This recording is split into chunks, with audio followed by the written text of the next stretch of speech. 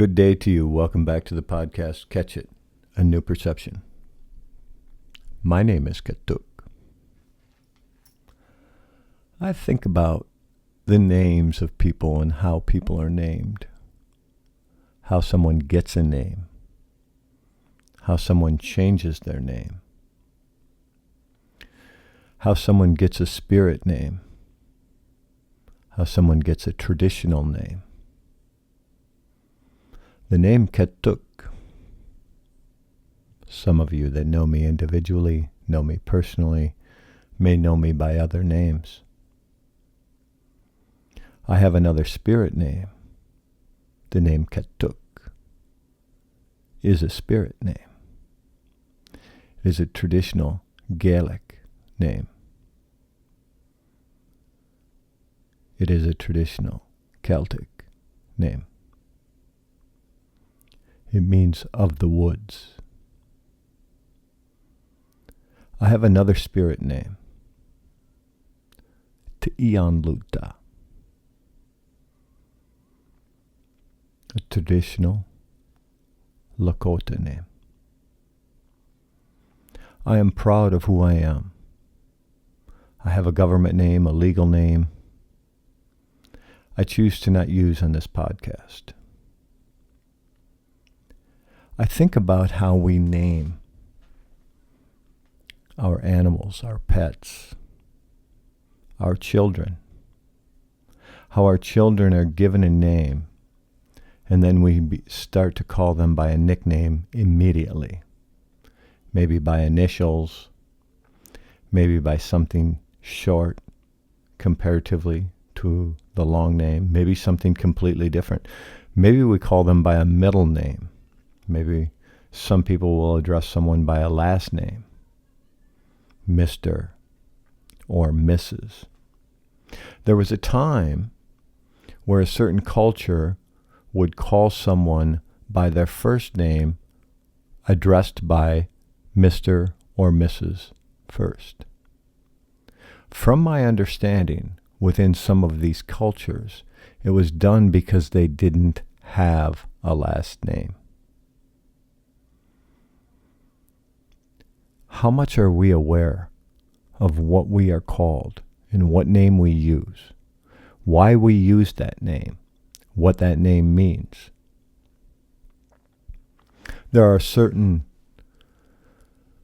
tribal people in the world who have had a certain name, been gifted another name, because as they become an adult or as they become an elder, they become someone else.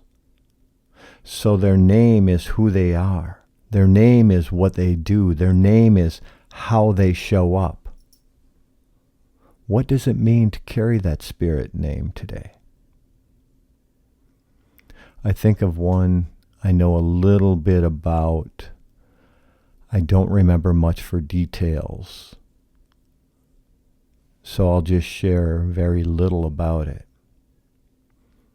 There was a man that died at a young age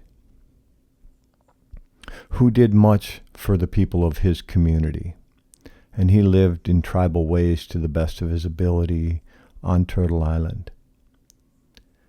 And when he was a youngster, he had a different name. And then as he was becoming an adult, his father said, "I will give you my name. And I will leave that name behind, and I will no longer go by that name." And his father took on another name. And he took the name from his son and removed it. And he renamed his son, becoming an adult, and gifted him his name. This man, when he left the earth, we knew him as Crazy Horse. It was a name given by his father. It is a name that may not be gifted to many people in the near future, because Crazy Horse was a man that left history for us. He's a legend. he lived life the way he did, and he's to be remembered as Crazy Horse. If you ever want to look into it, take the time to learn to the best of your ability about what Crazy Horse did in the short life that he lived in human form. My point is that his father named him because he believed that he was Crazy Horse. He gifted him that name. What name do you gift your children? What name do you gift your loved ones? Do you have a name for your wife or your husband, for your girlfriend, boyfriend, significant other, whatever that may be? Do you have a name for them that you use that other people don't use, that maybe other people don't even hear? A pet name, a personal name, something. By using that name, by using certain terminology with them, you're telling them that's who they are to you. My love, dear, sweetheart, baby. It sounds different. What is it that people hear when you call them a certain name? How do you address them? With sir? Ma'am? Madame? How is it that you show up when you use someone's name? The reason I ask this is because you identify with a certain name in a certain way. Is it who you are?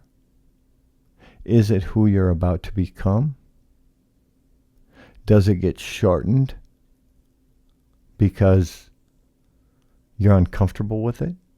Someone made fun of it? You didn't understand it?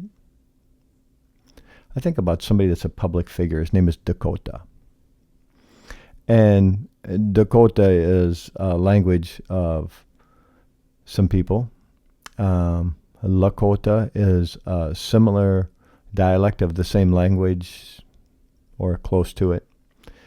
And there are other languages that are close to that. So people identify certain people by their language. And Dakota is a language of some of the tribal people of Turtle Island. And I think of a public figure by the name of Dakota. And the majority of the people, not just the majority of the people listening to this podcast, the majority of the people would not know his name is Dakota, because he doesn't go by that. He addresses himself and he introduces himself differently. So do you address someone the way they introduce themselves?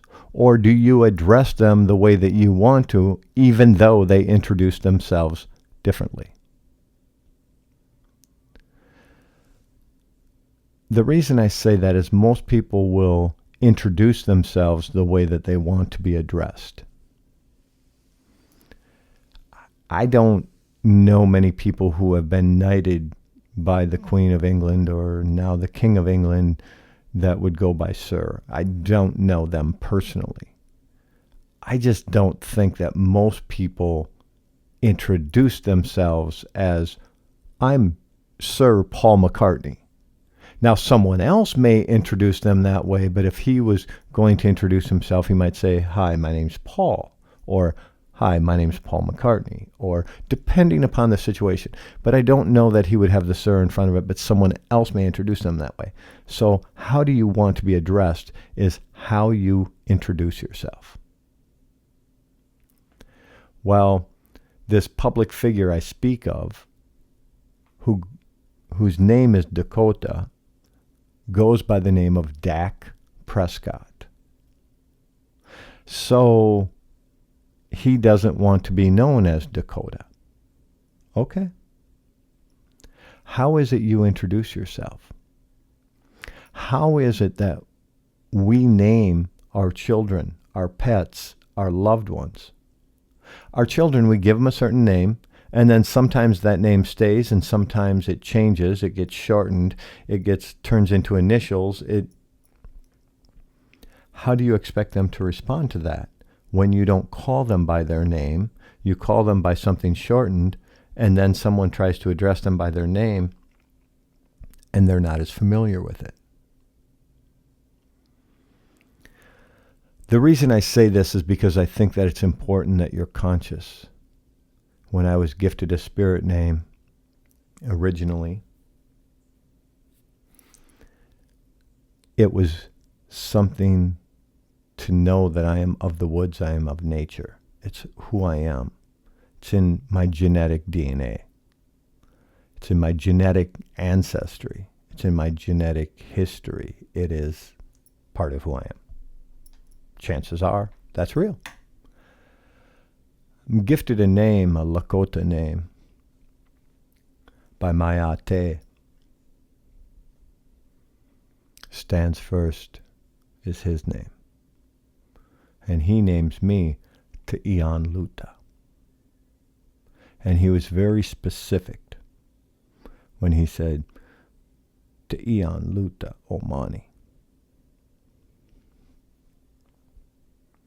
Sacred redstone, still walking.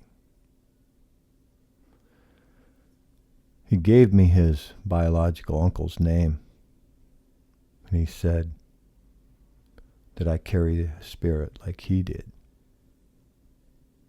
and that this is who I am in his eyes. So when we have reached out and we've asked someone to give us a spirit name, if we've done something like that, we're asking them, who do you see me as? Our children come into this lifetime and they're asking you, when they first get here, before they speak, they're asking you, who do you see me as? Hope? Serene?